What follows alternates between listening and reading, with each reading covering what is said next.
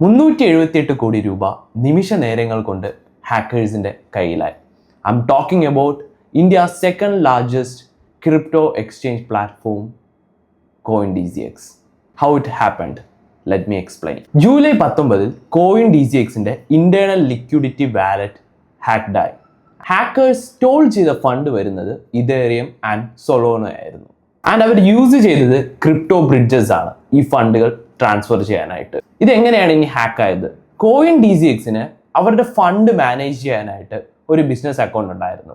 Hackers found a loop whole.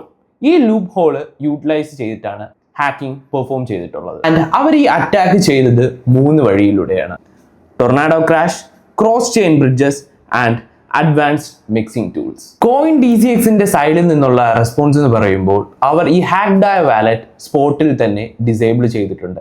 അതേപോലെ തന്നെ അവർ ചെയ്ത വേറൊരു കാര്യം കൂടെയുണ്ട്.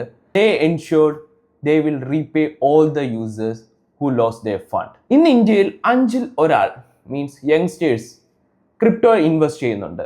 അവർക്കറിയാവോ ഇത് എങ്ങനെയാണ് സ്റ്റോർ ആയിരിക്കുന്നതെന്നും and how we can protect from these kinds of hackers.